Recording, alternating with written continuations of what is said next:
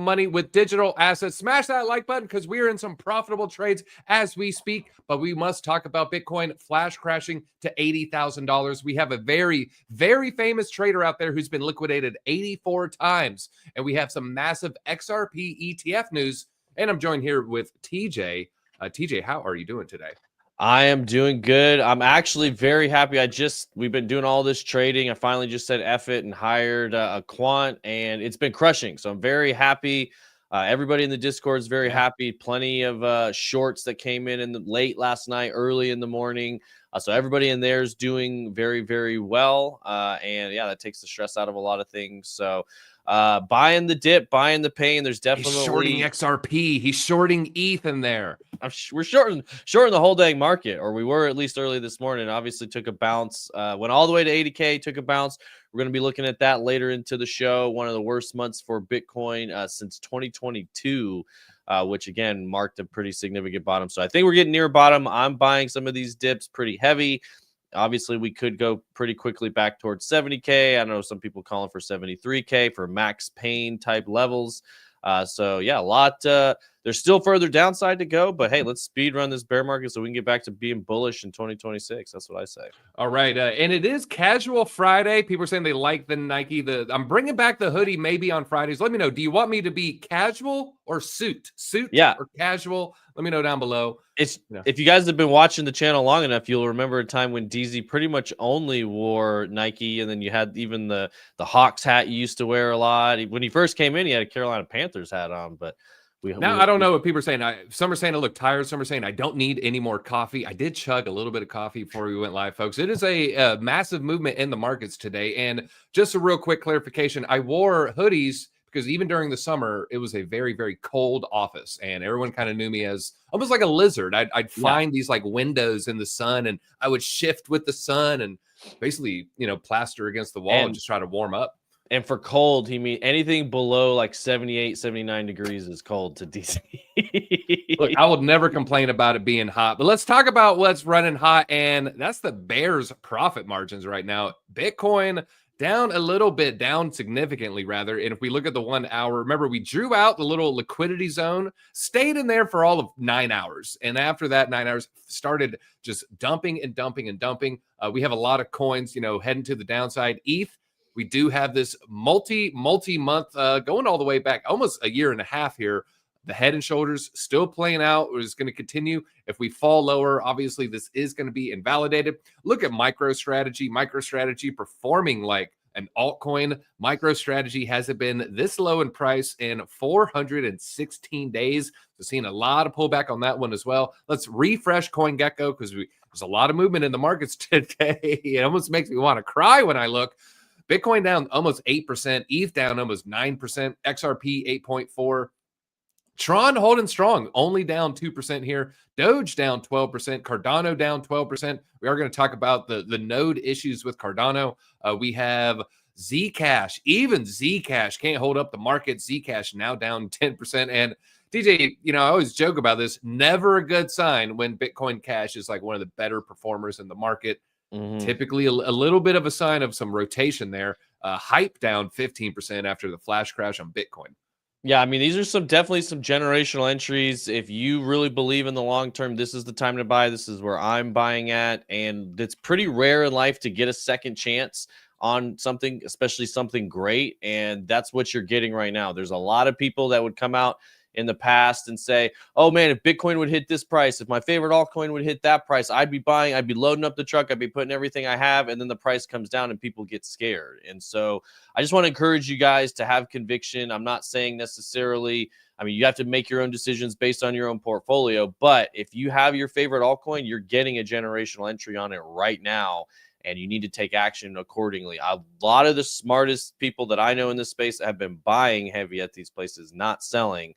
And I'm loading up on Bitcoin. I did see this comment here. I wanted to chat with you guys about this. Said I had a chance to buy 350,000 of BTC in 2022 when it was around 16K. Instead, I bought alts, and I will regret this for the rest of my life. And I'm buying Bitcoin at these levels, and you can always move into altcoins later when you know the rally is confirmed. That being said, there was definitely some alts. If you were talking about major alts, like if you bought Solana at the time Bitcoin was 16K, you're also set for life. If you bought, I mean, basically any of the major ones except for Ethereum, because it hasn't appreciated the way many of the other ones have. But Solana, you know, I mean, pretty much anything else at that time was down bad. But yeah, I kind of agree. Bitcoin is what I'm accumulating. When you have a clear marked bottom, that's the one you know that's going to recover. There's 0% chance in my mind that Bitcoin's going to zero. Maybe it can definitely experience volatility. We've seen this in the past. I'm not really concerned with the 30-40% drawdown. I've experienced it multiple. I've done 50%, you know, in a day or 2 days before. So I'm used to this. Will this dump make people Jeep monad when it goes live? I don't know if the dump will. I think some people will do it either way. I got a little bit on that, but you know, that's one that's interesting to me. That's obviously one of the most talked about new launches. Probably it's been in the works forever. A lot of big people that have been around crypto for a long time invested in that. It's the first launch on Coinbase's launch pad, basically, or their token launch platform. So I think it'll do well. But again, you got to be in the long-term mindset, not the short-term mindset. All right. People are saying, I need the Peaky Blinders tweed suit. I can pull it off. Maybe I'll start growing off the top of my hair, and then maybe, you know, wear a little Kangol hat, and then we have a whole little style going on with there. All right, let's look into the gainers and the losers. This is very, very alarming. There is nothing gaining. It is nonstop stable coins. And then as of this morning, when I checked about an hour and a half ago, stable coins, then gold. And that's how bad it was. So let's look. I'm going to hit refresh. I want to make sure we have the freshest data here. Stables. Trump's holding up the best for whatever reason. Stable, all stable coins, and then it is gold, and then it is gold, and then it is Bitcoin Cash. Now, when we look for the major losers here today, we have Near Protocol, Aptos, and Atom leading the way. Canton, Mano, Hype, and Swee regretting closing that Swee short. I closed that Swee short deep in profit. Maybe should have kept a little moon bag in there and just kept moving that take profit and loss levels there. So we will continue to watch the trades. Now, we do have a little bit of brevity. Then we're going to talk about why the markets have collapsed today. I think there is a lot of small reasons. I think it is Bitcoin's death by 1,000 paper cuts rather than just pointing the finger at one major entity. Maybe we can discuss what the largest of the paper cuts is. But I do want to start with a little, let's just start with a little smile. Make them think Nvidia saved the market and roll it over again. Pretty much what happened. We're going to have the Nvidia breakdown. Okay, now make Fartcoin outperform Bitcoin. I don't think a lot of people have that one on that radar. They're liquidate everyone, destroy their lives. Amazing. Do it 7 more times. Make them feel the pain, and then we'll end. Okay, and now we're going to move forward here. But let's talk about why things are heading down. We're not going to go back to that one. Well, I also saw another one of that thing says, okay, now use this meme so much that everybody gets sick of it.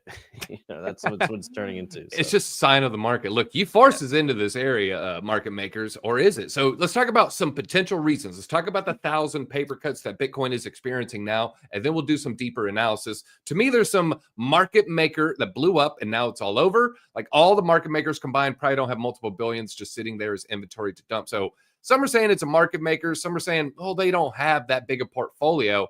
This is actually an interesting theory. I believe it's the miners. Miners are finding the AI pivots far more profitable than Bitcoin, and they're selling their treasuries to fund the conversion. So interesting angle right there. We have the miners capitulating into AI data centers. Then we also have, is Dave Portnoy, is he now the Jim Cramer of crypto? He sells at the top. Is he, you know, or is he buying at the top, or is he selling at the bottom? Is he buying at the bottom? So he did buy more. He just said he bought some more. He is deploying capital. Maybe he's a reverse signal.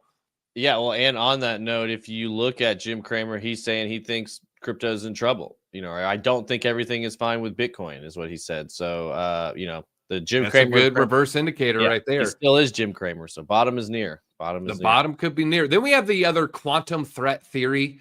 I'm not going to dive into it. I've kind of dove into it 2 different live streams, probably over the last 3 weeks here. So, you know, DM me. I'll be free to, you know, explain it all to you. But just talking about quantum, maybe potentially breaking some of these older wallets, the pre-Taproot outputs. That could be something, you know, maybe that's adding a little bit of fear to the markets. People are starting to de-risk here. I'm curious, if you guys watching at home, what is your thoughts on quantum and quantum computing, breaking encryption, breaking Bitcoin, breaking Ethereum? Do you have And any more thoughts, any succinctly, fears? breaking old Bitcoin wallets, Yeah, not Bitcoin Core. correct. Yeah, actually being able, basically it's breaking some of the more basic encrypt, the seed phrases or some of those on those really, really Yeah, old the wallets. ones that employed elliptical curve cryptography. And I'm not going to Okay. pretend to say I'm like I have PhD knowledge on that stuff. No, I'm just curious. I'm curious to see who's concerned with it and like if it's on people's radar or not. So I guess just say concerned or not concerned if you are. Some are saying it's fake and something else. Some are saying could happen. So a little bit of a mixed bag here. Yeah, I Concerned for mean, sure. it's not real. It's not fake. I wouldn't say that. But my head goes is like if this is an actual threat and people are going to sell Bitcoin for it, I mean, then you should also sell all your JP Morgan. You should sell any bank stock. You should, like Robinhood and Circle and BlackRock and all. There's a lot of higher priority targets that could be targeted. Every bank password in the world then is Yeah, that's kind of up at the for level grabs. of the Shaw 256, though. When we're Mhm. talking about that level, we're talking, maybe before that, there could be a pretty critical juncture for Concern. Yeah, Bitcoin and all right. selling pressure. It's already happened. Interesting. So, all right, I was just curious to see Yeah, what. some are saying it is here. It Yeah. is happening. Some of those Hmm. old wallets that are, 11 years old, that's what we're seeing there. So interesting, interesting. Now we also have the Nvidia angle dragging down the stock market, dragging down Bitcoin along with it. Now, I don't want to get into everything here. Let's just kind of maybe just skim around. So Nvidia, why did Nvidia pump and then dump? Why did the market pump and then dump? Because it seemed like it was good news. Well, a lot of people started digging at that news and said, oh, underneath the surface, Nvidia is looking very, very bad. This is terrible news, actually. Now, so they reported this is kind of the main features $33 billion in unpaid bills. This is up almost double in a year. It's up 89%. Meanwhile, they've stockpiled 20 billion in unsold chips, up 30% in 3 months. But management claims demand is insane and supply is constrained, so both cannot be true, saying they're maybe lying about what's underneath the hood. They're pretending to be a used car salesman. Now, look at the whales. Peter Thiel, he sold 100 million in Nvidia earlier in the month. SoftBank dumped billions 2 days later, and Michael Burry severely bearish. And he has basically saying it's going to crash to 140 by March of next year. So we're also seeing a little bit of headwinds from the AI sector. This NVIDIA news, the NVIDIA quarterly reports dragging down just the entire Yeah. broad sector. What was Michael Burry, his AI thesis is kind of shaky to me, and he's kind of missed a lot of stuff since the 2008 crash. But what was more interesting to me was Peter Thiel sold 100% of his Nvidia holdings. That was Mhm. interesting to me. And there was another AI company he held some too that he sold like 75% of. I can't remember. So Yeah, interesting. and part of it is they're just saying it's excuse my grotesque language here. It's a circle jerk. There is a Mhm. circle jerk. Nvidia gives money to Elon. Elon, then gives money back to Nvidia. Bill Gates gives it to Sam Altman. Sam Altman gives it back to Bill Gates. Bill Gates gives it back to Nvidia. Oracle, Larry Summery's giving it back to Sam Altman. Sam Altman's then giving it to Nvidia. Just basically the same dollars circle through different companies and get counted as revenue multiple times. So it's ain't a little bit of a house of cards situation with these AI CapEx or the capital expenditure promises, what they're promising to spend in capital deployment in the future. Just like I give you $1, then you give Bill $1, Bill gives me that same dollar, and then we just keep doing it over and over and over again. It's like, guys, look how much money we're receiving and how much money we're spending there. Now, look at the effects of this. Very bearish sentiment out there. We have now hit the highest level of extreme fear in coin market cap's history. We have never seen it hit this level, and you can go check yourself. I actually haven't clicked on this myself, just kind of see here. Extreme fear. Now let's look at what happened last time. Last time that was going to be the March crash. This was April, March tariff worries crashes. We would go a little bit lower price wise, but great entry for Bitcoin. And if you go to maybe some of the other semi-fearful areas, also great entries for Bitcoin. So historically, you do want to buy when there's fear. You want to sell when there's a lot of Yeah. greed. Right now, it's just so much fear. Who's buying? Who's selling? Chat, tell us. Are you scared? Are you I bought a little altcoin today. nice? Oh, you gonna tell us which one? Chainlink. Chainlink, Buy a little yeah, okay, Chainlink. nice. Buy a little Chainlink on PayPal. So I have this weird. I have a little bit of a crypto on PayPal. Yeah, I have some Mhm. PayPal stablecoin. I have some Bitcoin. I have some ETH. And it all started from the Celsius payout. And Yeah, I don't mind adding to this position. And I bought a little. I have a small Chainlink bag, 2.3. I'm not going to tell you what the real number is, but it was when I spent some stable 10, 11. I think after the crash. I was like, all right, I got okay. to add to that. I So like we this. have some people Bought buying. I bought, but I'm scared. All bought out. Swapping. Can't stop selling. Okay, interesting. Buying. You never sell in these times. Buying Solana. Yeah, tell us what you're buying too. Bought It Link. tells what you were buying. Buying, but I'm tired. That I know that feeling. I know that feeling. I've been buying. I bought a lot at 100K. I bought a lot at around 92K, and then a little. And I bought some more yesterday at around 88, kind of like this 85 to 87 range. So I've been buying Aave, Ondo. Don't Link, don't buy okay. mine. That's funny. A lot of Link. Yeah. So I think we got the smartest chat in the space, really. I mean, we got a lot of people buying very strong projects, and that's really what I recommend, especially when you see those max fear numbers.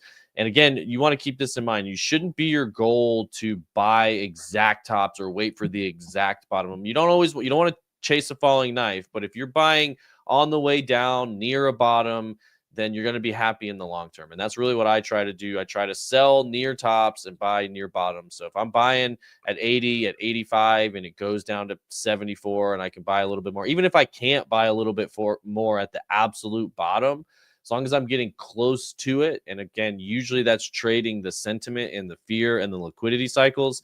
It's proven to work out very, very well over time. So yeah, that's what you should be trying to do. All right. Now, I'll tell you what Wall Street's trying to do. They're trying to get back in profit. We now have the average purchase cost of all 10 spot Bitcoin ETF inflows. They are in the red. Now, going into the red doesn't happen super often. You can see it happen early in Bitcoin's history. This is right before we got the Trump pump. People are unclear. Is Kamala going to win and continue, I would say, Biden's era of the war on crypto, or is Trump going to win and pump all their coins? So a lot of uncertainty in the market, and markets hate uncertainty. That was the last time we were in the red. We are now in the red again. But you can see as it gets closer to that cost basis and price starts to rise, accumulation will follow. But the trend is the friend when it comes to the ETF buyers. They're not just going to buy because it's in the red. Now, let's talk about some of the technicals. This is insane. Bitcoin has just set its lowest ever MACD, moving average convergence divergence reading on the 1 day. It also hit a 21 on the 1 day RSI. This has only happened 4 times in the last 5 years. Meanwhile, Bitcoin's only retracing 33% from the all-time high. I haven't tested this myself. I wasn't sure if the MACD was going to continue to plummet. So we're going to throw down our horizontal line. We have it on the 1 day chart. And I just want to test this. I'm not sure if this is an accurate statement or not. I mean, this is insane. So that bear market period, that June, July 2021 period we always reference, wasn't really even that close. I mean, and then early in Bitcoin's history, it never really deviated that low. That's insane, TJ. We've never, ever seen a bearish MACD quite that low. Now, looking at bottoms, normally we need a little bit of a bullish divergence because it can go lower once it finds a low. I mean, you can see it right here. That's as low as it got. However, price did go lower. If we go to the prior dip, MACD got lower, but price would go lower. So it looks like you get 1 or 2 pushes down where the price is potentially going to head even lower. So the pain might not be over, folks. We might just be seeing a heck of a lot of pain because at the end of the day, this is the worst month since the crypto collapse of 22. And there's a really good chart on this. Let me scroll. You can see it right here. Last time we had it this bad was it January, February, March, April, May, around, I think it was June 2022. And that was when we start the first of the exchange collapses. And the collapses ended around November of later that year. Well, and that's important to know. Like you said, that was the beginning of 3AC, maybe. It probably started with Terra Luna into 3AC into many others. So. And ending with FTX. Yeah, into Celsius, and then many other. Voyager went under there, and then ending with Celsius. FTX ultimately bringing the market down. And then that ended with the crypto side. I think a couple banks then followed shortly thereafter. Silicon Valley Bank. Silvergate, both of those. Yeah, so the contagion continued, and there's a lot of people, threatening. I see the FUD in the chat around MicroStrategy and what's going on with them and trying to get blackballed by the stock market. We're going to talk about that. Yeah, I'm gonna do a detailed video on that. I was looking into it. So it is the MSCI, and it's a Morgan Stanley, I think it was maybe crypto index or commodity index, and other people use this MSCI as a bench weather. So basically, Morgan Stanley said, if you have too much Bitcoin on your balance sheet, we're not going to include you in. We're going to blackball you, basically. Yeah, we're going to cut you out of the club. Yeah. And there are other institutions who use this same framework. I just got to do a lot of I need to see entirely. I don't want to just give you the surface level analysis there. So I'm going to do some deep research this afternoon, put that video out tomorrow morning, the same time you see these live streams. So 10:30 a.m. Eastern Standard Time. Make sure you turn on those notifications. I'm going to basically just give you the scoop. What is Wall Street actually doing with Bitcoin? Because right now, it seems like they want to push it lower. We do have some max pain points between 73K and 84K, but others are saying these are going to be fire sale prices. So to you, what is your fire sale price, your max pain level, where it's going to be that generational entry? Basically, where do you see the V-shaped recovery happening at, folks? Yeah, you have a number, TJ. My bottom number, and this is like approximate, but it's usually previous cycle all-time high. So it'd be like 69K. 69K. Yeah. And if the you look DCA at and Prey coming in with the same number, yeah. Yeah. And if you look at previously, obviously last time we went a little below that. 20K was the 27, was the previous cycle all-time high. We dipped to 16, but yeah, I do believe 69 is a lot of people calling for 65. There's could be 73. It's kind of in that range. 73, this article is pulling from. I mean, that is actually probably just a little bit on the shorter term max pain, but that would definitely be max pain and be wiping out. There's longs from those levels. And I think we hit 73, 74 not that long ago, like you said, with the tariff stuff. So if we go back to those levels, I could see a V-shaped recovery starting there. And that's kind of what I mean when I say that's close enough. Like I'm probably backing up the truck in those 70K, mid-range 70K numbers. That's where I did it before. That's where I sold a house, sold a car, in that same type of position at 73, 74K right now. Now, if it goes to 65 or 68 and I load it up at 73, like I'm not going to care in a couple of years when Bitcoin's at 300K or ultimately one day when it's at $1 million. I kind of lost. Oh, here it is. This is what I was looking for. This chart right here. Like if I buy a bunch at 63K, 74K, I'm sorry, 74, and it goes to 65, I'm not going to care because this was Mt. Gox collapse. Biggest correction Bitcoin ever had at one period in time right here. You can barely see it on the chart. This was the block size wars. You can barely see it on the chart. This right here is one of the most dramatic crashes I guess I was around for this. I just didn't know what was going on. But COVID, this is the biggest crash I could ever remember happening, was March 12th, 2020. And it's just like, you barely see that. That was a 50% candle in one day. And then same, I've lived through this dramatically. And, they just keep getting smaller and smaller as time goes on. So yeah, if you end up buying here and then the chart takes off to $400,000 Bitcoin, $500,000 Bitcoin by, 2029, 2030, you're going to be fine that you bought it at 65 or 75 or 85 or whatever that number is. It's heading to $1 million. It is heading to $1 million. And I'll tell you what's also heading to $1 million. My P&L sheet is heading to $1 million. We're now 23% in profit on that. And again, we have calls in the Discord. And I've just been following the calls of this Chinese quant. This guy's really, really been crushing it, folks. He's been crushing it. He has been. And I want to say, like, if you guys aren't in there, go ahead and get in there. It's free. The trades are free. I pay this guy specifically for these things, and it's absolutely changed the way we make money.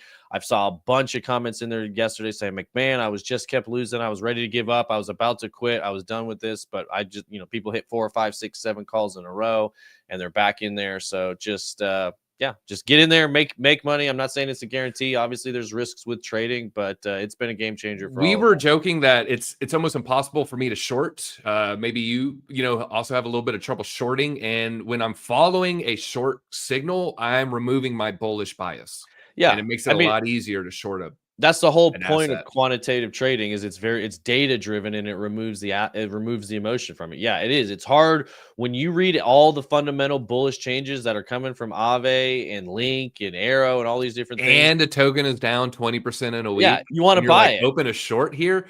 And internally, I never. But if I'm just following a Chinese quant, I'm like, okay, I'll do it. And then it keeps printing, and I'm like, Well, I and guess I'll yeah, do it exactly. again. That's why I like it, because I can on the same day make a massive purchase of spot Aave and take a small short with my trading bag.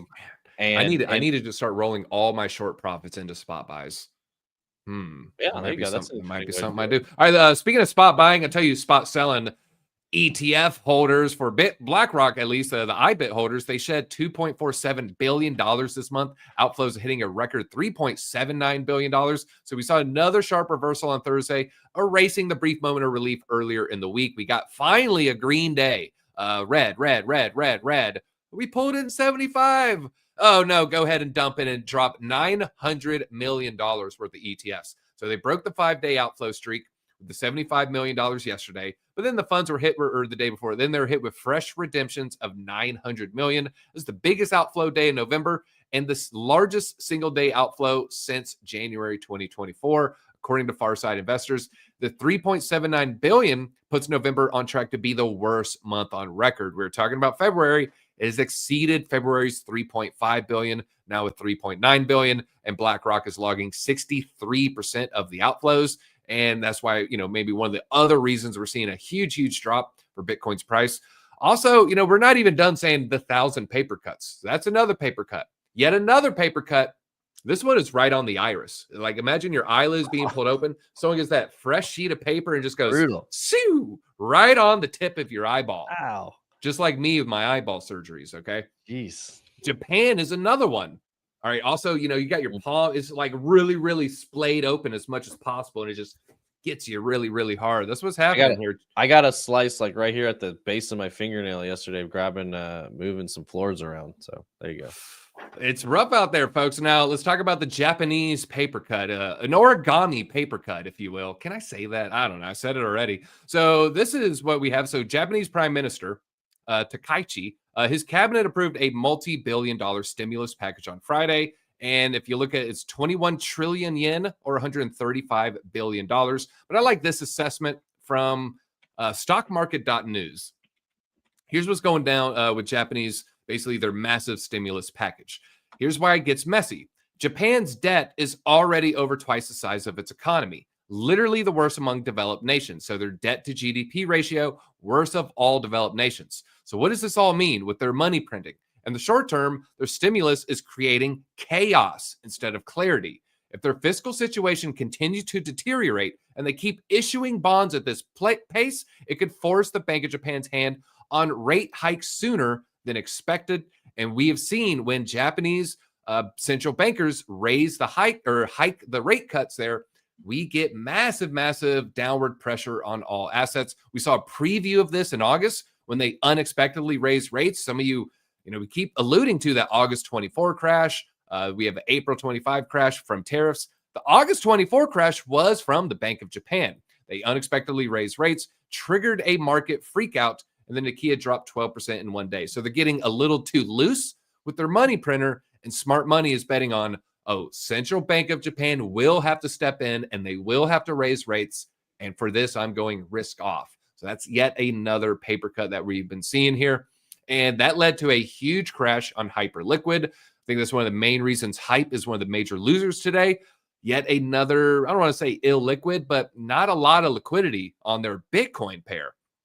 It went from 83K to 80K within 1 minute, only to bounce back equally fast to 83K. And they saw 5 accounts liquidated, each worth more than 10 million. The largest of them, $36 million. And this is 1 minute candles we're looking at here. And just looking at the 2 minute range. Basically, racing $5,000 imminently, just instantly, and look at that wick. That is a nasty wick, nasty little wick there. And you can see it on the volume when you stretch it out. The volume is just excessively higher than anything that we've seen recently. But now we're getting pretty excessive buying volume. In fact, I'd be interested if you stack those 3 or 4 candles. Where's it come in relation to this one deep red candle? So another thing on your radar. Last paper cut, I swear, last paper cut. We're going to talk about American Fed, not just Japanese Fed. We did get, basically a little bit of relief from Fed Reserve policymaker John Williams. He's really good at doing the score for a movie. This is John Williams right here. No, it's not Al Franken. I know it looks like Al Franken, but it's not Al Franken. This is the New York Federal Reserve president, and he said he fully supported the central bank's 2 recent interest rate cuts. But this is the worst quote ever, giving us the best relief ever. I still see room for a further adjustment in the near term to the target range for the federal funds rate to move the stance of policy closer to the range of neutral. Does that get you excited yet, Chad? Does that get you excited? What? Put that on a t-shirt next to Proto Dank sharding. Yeah, proto tanks. Yeah, but basically saying they're going back to 0% interest rates, or what is it? What does it mean? The target range is 2%, and so he's doubling down on let's get that 2% inflation rate. And so he's saying, I am for aggressive rate cuts. If the board of governors was made up of him and him only and his clones, probably looking at 50 basis point cuts. And this had material impact on the odds of what we're seeing. FedWatch tool. It has now jumped to 73%. We do get a 25 basis cut. Yeah. And you remember yesterday, Polymarket flipped to 50-50. And then it went, oh, no. I'm sorry. So 2 days ago, it was 50-50. Then it went, no change yesterday. Yeah. Look at the comment. This is John Williams effect right here. And so now the odds of a 25 basis point cut, 68%. Now no change, down to 30%. So very remarkable when you think these were like 49 and 48 hours ago. And what's that, 2 weeks from now, basically? December, the first week of December, I think they have their meeting. December 10th. Yeah. Okay. So second week, so 3 weeks. 10. And then we got another one, January. Actually, I haven't even checked these. I wonder if they're seeing fluctuations here as well. A little bit of effect there. You can see the John Williams effect right now. This one's closer to 50-50, no change. And if we go to the following one, that's going to be March. No change, kind of leading the way here. So expecting maybe 1 or 2 additional rate cuts. Yeah, well, then obviously the closer they get in time, the more accurate these predictions become. But many people expecting December, January, and March rate cuts. So we'll just have to wait and see. I mean, I was surprised when it was showing 75% no cut, because I don't see how they don't cut. I said it on here, and then I was like, man, I mean, we played that Trump clip yesterday. He says he wants to fire Powell like a dog or something like that. He's like doing a terrible job, wants to kick him out in the cold. He wants him stuck in, I don't know.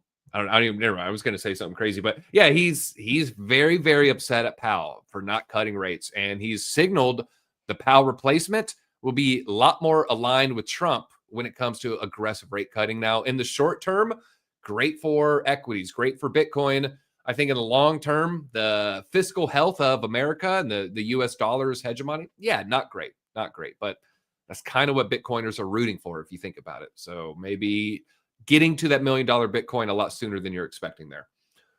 So we're saying Cloudflare maybe down again. Yeah. I had issues with Trello. Yeah, we had issues with X too. So there's definitely something going on today. He literally hired Powell. Powell came in very, I'm this neutral guy, and I kind of like Trump. But then when Biden's era, he seemed to very, very closely align with the Biden, Elizabeth Warren side of things. And now maybe they're saying he's not as apolitical as he was earlier in his was it 2018? He got brought on. So he's a lot less apolitical today. Cloudflare is saying it's down. I thought Trump only hired the best people. I mean, didn't work for his plane company or his water bottle company. So I don't know what you're talking about there. He should just let Barron run it. If Barron ran it, probably be in a good position here. Now let's talk about the latest drama on CT, and I'm gonna maybe take the other side of the angle that you're not expecting here. So Jesse from Base, he's kind of like Jesse Pauley. He's like the guy at Base here. He's the main builder, primary guy for Coinbase for the Base L2 ecosystem on Ethereum. Yeah, I think he's head of product, or I think it's products, VP of products. I might have to. What's his? Does it say Base builder #1? Yeah, I kind of remember that. He just Base. He's the Base leader. Basically, his job is to bring everybody on chain. That's their thing.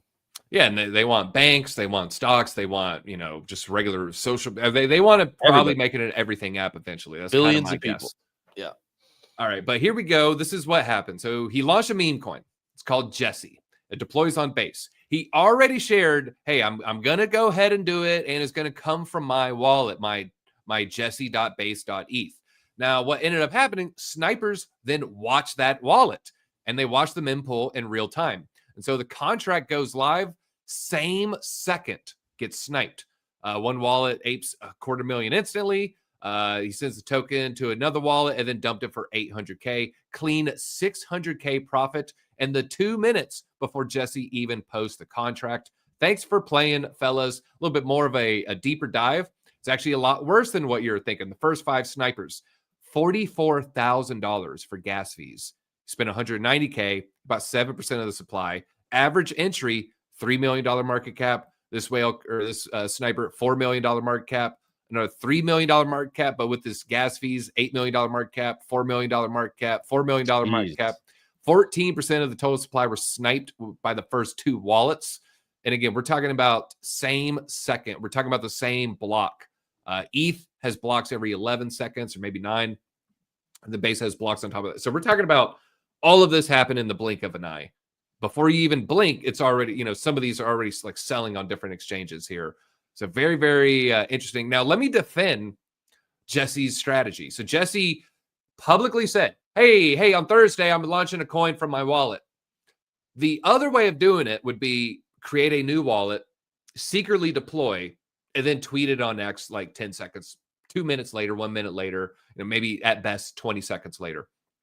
To me, that would instantly get flooded with insider trading. So people would say, oh, well, look at that wallet. I don't know who it is, but clearly it was the guy sitting next to you and he had his laptop open. Even if it's not true, people are going to suspect that. Maybe someone is watching Jesse's Coinbase external, ETH wallet and guessing, and they guess correctly. Even if it was someone guessing correctly, they say, oh, that was clearly like your brother-in-law or your cousin or your coworker. And so to me, this is a way to make it quote unquote fair for the dev snipers versus unfair because one person had inside info. So it's like everybody has this info, but only devs can do anything with this info. So the quote unquote, that's the most fair way in a weird way. Yeah, it's interesting. We were actually speaking of insider, I did have a call with the base team yesterday and kind of was asking about different approaches on this. And I think that that makes the most sense when you think about it. Anytime it seems like, especially if you're a highly public crypto person, it's kind of challenging to do that. But I think fair launch, saying, hey, this is what it is, this is what it's going to be, this is what the ticker it is, don't fall for scams, I think is the way to go. To your point, it is the most fair. Everybody can use their edge to get in. It is a free open market. That's the point. So yeah, big fan of Base and a lot of the things they have going on over there. The Base app, I think it's going to be really interesting for you guys who don't know. Obviously, they've got 12/17, December 17th in the bio of Coinbase itself. They've got a lot of big stuff rolling out on that date, as far as I'm sure it's going to be updates to the app and updates to all sorts of other stuff. So you guys know, love Aerodrome, love Morpho. We haven't played with Zora much, but we might start messing with that sometime in the future. So yeah, oh, there it is right there. Yeah. Did they change it? Oh, they changed it. They changed it a couple of days ago. It was just, I think all it said was December 17th. December 17 period. So they've got something, some stuff cooking up for sure, and would not be sleeping. Obviously, we're all in on the Base ecosystem, but still believe in it. Still, that's what I want to buy on days like today. It's like, man, I want to buy some more Aerodrome. Man, I want to buy another lock. Like, it's just looking juicy. That would be if there was a coin that I feel like I'm getting another, like a second chance on, it's probably Aerodrome. Like if I was going to pick a coin to buy when things are down bad, it's probably Arrow. Every time I look around, there's a lot of good projects out there. There's plenty. But almost every single time, even if I buy something different, I'm like, should I have bought more Aerodrome right here? But you guys tell me, what's your coin like that where, Bitcoin is like that a lot for me too, where anytime I compare it to, oh, you could buy equities, you could buy strategy stock, you could buy, all kinds of other things. I'm like, yeah, but I could just buy Bitcoin. And I really, really almost always end up buying Bitcoin again or buying Arrow again. But tell us in the chat what your coin like that is. I see a lot of Link. I see a lot of Tau, Morpho. Bought $1,000 of Arrow yesterday. I like it. I like it. I like it. I like it. I like it a lot. Tau is Bonk. That one's tough because it does have an okay community via the Solana phone in a weird way. Yeah, I'm not saying it's not, like things have a community, but like I'm talking about your one coin. Like for you, I think it'd be like Cardano. It's like even if you go in, you open up your exchange, if you open up an exchange and you're like, okay, I'm going to buy, this new token that I've been researching, and then you see your favorite one and it's down enough to where you're like, I should probably just pile into my own conviction. For me, it is getting to that point where I'm about to start market buying Cardano. I will say that. I'm like, oh, I need to build up my Solana bag. It's probably good at these levels. I log in, I see Solana there. I look at the price. I'm like, yep, this is what I want to do. And then I'm like, yeah, but Arrow, it's, why don't I just buy more and lock it up and make that money? I mean, once you start earning in DeFi, it's hard to not want to compound it. I guess that's it. So we do have another scam wick, everybody. This one, Nillion token, it dropped basically 50% in one day. It was 25 cents. And then it would dip below 12 cents. It went all the way down to 11 cents. So you can see the rapid descent right there. That's basically just one candle. So what happened here? Nillion is what it's called. If you're surprised by yesterday's price action, you are not alone. Our entire team was confused until we realized what happened. A market maker sold the tokens without legal authorization. They're refusing to respond to any team communications during the flash sale and hours following. Unfortunately, this type of behavior happens a lot in crypto. I haven't checked their most recent posts. Okay, so that is still their most recent post. This is, all right, TJ, why would a market maker break contract to sell tokens if they weren't maybe one of the quote-unquote market makers going insolvent right now? Or maybe they're trying to stop that insolvency by going down like, all right, what's our smallest altcoin play that we can dump and then maybe, cover our hedged bets? This kind of leads to there's a market maker that went down and no one knows who just yet. Yeah, I mean, there's been a lot of talk about that.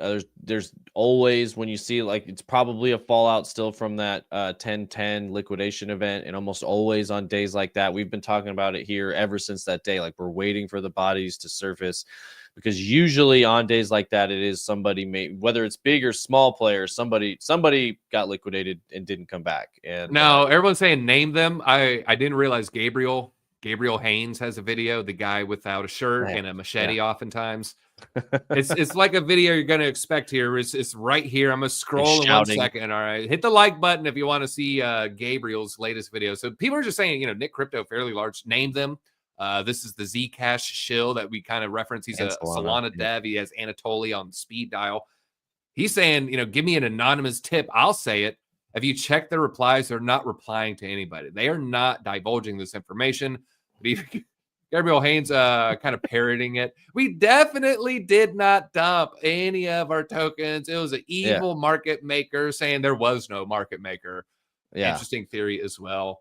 That, very could be very likely. I mean, market makers, I will say, get blamed for a lot, especially these days. They're kind of like everybody's favorite narrative. And, miners used to get blamed a lot before. Now it's like, because, just like everybody's evil, just like Wintermute, and it's probably the market maker. Yeah. Or if you watch any Scooby-Doo episode and it was made in Web3, it'd be market maker every single time, unless it was CZ. And I see this super chat here. When would you change your stance that the market will be bearish until late 2026? That's a good question. Anytime you have a thesis, you should be asking yourself what would invalidate that. I mean, for me, my main reason I believe it's going to be bullish is when the money printing, I believe there's going to be a lot of money printing in 2026. Now, the question is, when will that printing and easing and all of those sorts of things start to reflect in the price? When will we see that flow into assets? Now, I believe if that starts late this year, we see it towards the end of Q1 next year, like March, April, May. So if we haven't seen things start to turn around in early next year, by March, April, or May, then I'll say, yeah, we're probably going to ride it all the way down. But again, I don't know how, with the pace of what we've been going through right now, unless we get a significant correction from here, a rally from here back up to like 100K. I mean, we're just speed running going to the bear market. I just don't believe the 4-year cycles of down for a year, sideways for a year, up slow, up fast are going to maintain, because we're not even in it right now. If you believe that was the case, we were supposed to be in it for 2025 and then really spend all of 2026 going down and then all of 2027 going sideways. I just don't see that happening based on the current structure. So it looks like the mid 26, I guess. Yeah. And from that note, I'm bearish. Everybody. We do have 5-minute candles on ETH looking pretty ugly. And we check in on the ETH short. We're now above 30% profit. So we were below 20. check back in. We're above 20. Now we're above 30%. And all these trade signals are in the Discord. It's been doing very, very well for us. I will say that. Now, move forward here. We do got a couple little news. This is a little bit of a bright spot here. This is, and for me to quickly answer that, I do think big money is starting to bet on a reversal in 26. I don't think big money is betting on a year-long bear market. That would just be my opinion there. This is kind of leading me to that direction. We have another secret government winner where they're going to choose the favorites. This time they're going to choose favorites centered on privacy and financial surveillance. So this is going to be the SEC's crypto task force. And they have a roundtable discussion on December 15th. At this roundtable discussion, talking about privacy and probably what privacy framework will be approved by the U.S. government. It's going to have crypto industry executives, SEC officials there, and they're going to discuss common pain points and solutions, but no hard policy proposals will be submitted. But I'm going to say hard policy proposals will be talked about, and the initial stages will be laid out for these privacy tokens. Who's compliant? Who's not compliant? Will you give us a backdoor? We need a backdoor if you want to be compliant. That's kind of how I expect that talk to go.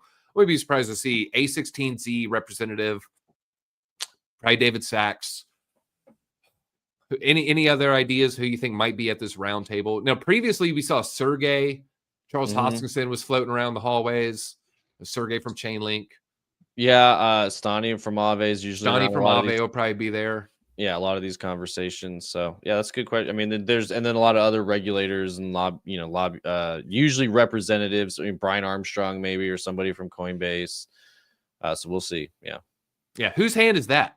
Who's that guy? That's what I want to. Who's this guy? What altcoin is this guy talking about? That one's bullish too. He's pounding his fist. That's probably Trump. He's pounding the fist there. All right, let's talk about alt season though. Well, it is an alt season.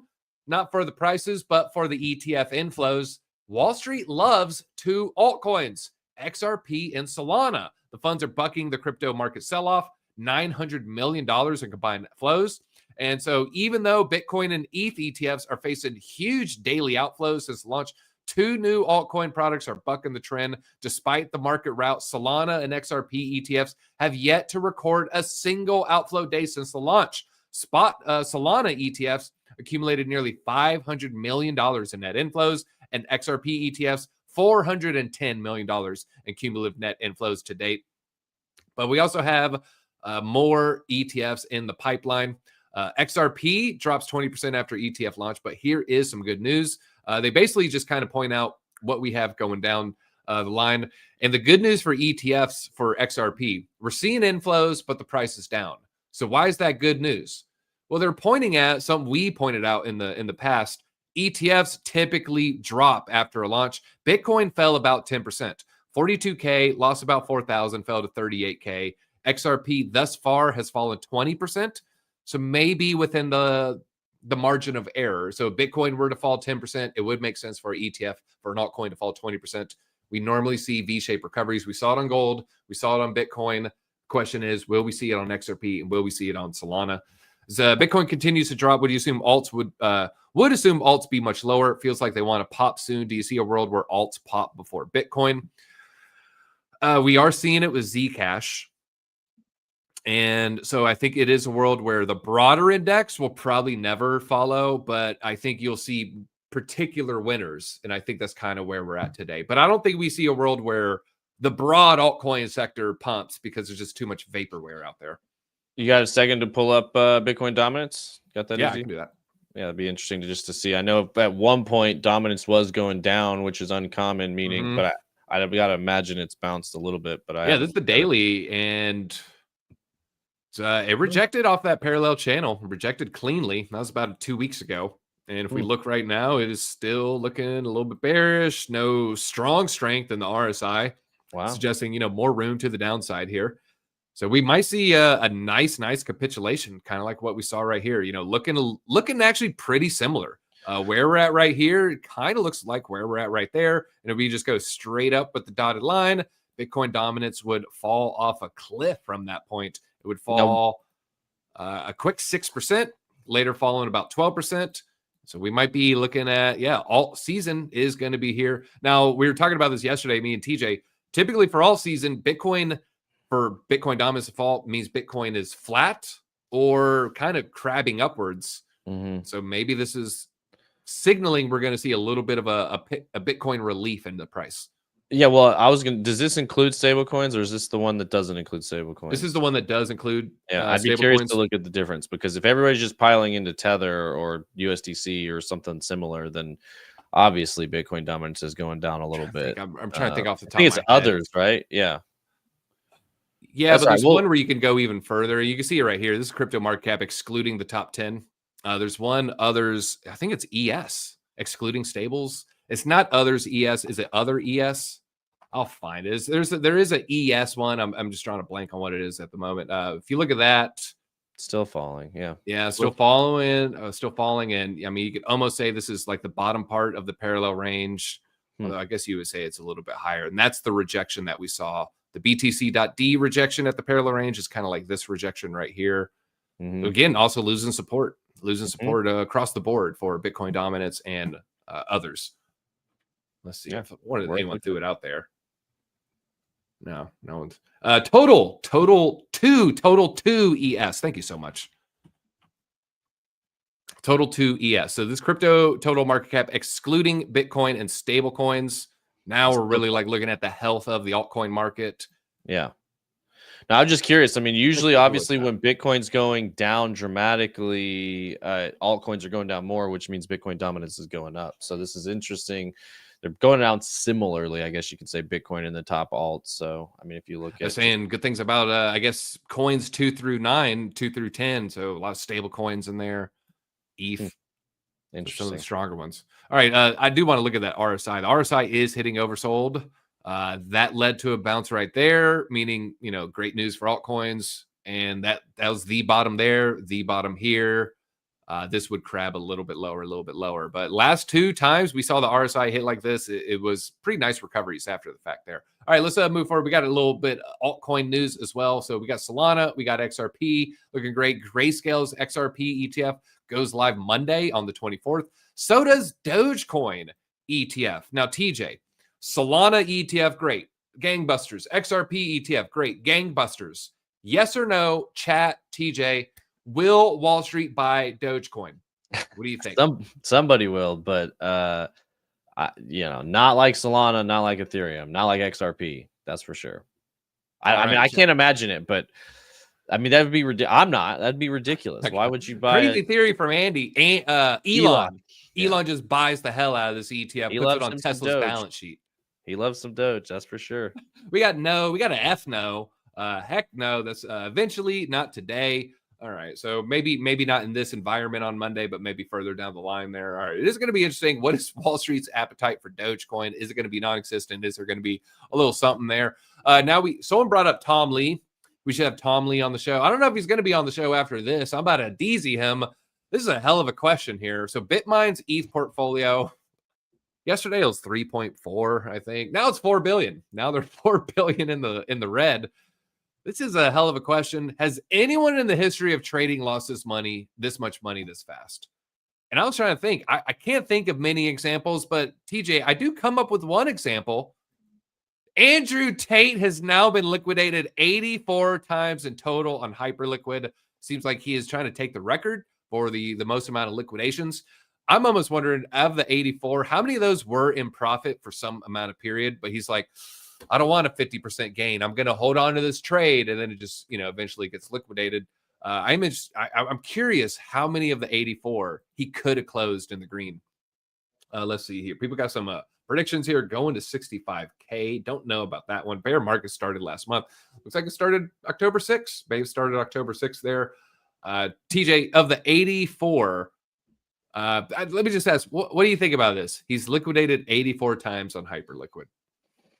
Yeah, that's a lot of times. Maybe time to try. He needs to hire himself a quant like I did, and then it's way easier. So. I was going to say he needs to join the Discover Crypto Discord. Yeah, he is messing up. If you're in the real world and you're paying this joker $100 a month, you should just be in the free one. We give it to you for free. The link is in the description. And again, we've literally been printing the last few days with the shorts. So I don't know how what he's getting liquidated. He's getting liquidated on big amounts too. So, you know, it was 30%. Now it's 20%. Should have closed it, DZ. You should have closed it. All right. Oh man, that's tough. That's tough. How much did he pay for the haircut? We didn't have to do the man like that. Okay, we didn't have to do the man like that. I thought you were talking about Michael Burry's haircut. No, he's fine. Nothing wrong with Tom Lee. Nothing wrong with Tom Lee. All right, folks, smash that like button on the way out. We are going to put out the Morgan Stanley post-mortem. Morgan Stanley, they have a crypto index. A lot of other hedge funds, investment firms, they use this Morgan Stanley index. Morgan Stanley just kicked off MicroStrategy. What is this going to mean? I'm going to do a little bit of research, folks. Come at you with a video tomorrow morning at 10:30 a.m. So turn on those notifications. Go ahead and smash that like button. If you want to check out the Discord, we do have the link down below. And for everybody in the Disco fam, hopefully, guys, we'll see you at the bottom with the V-shape reversal.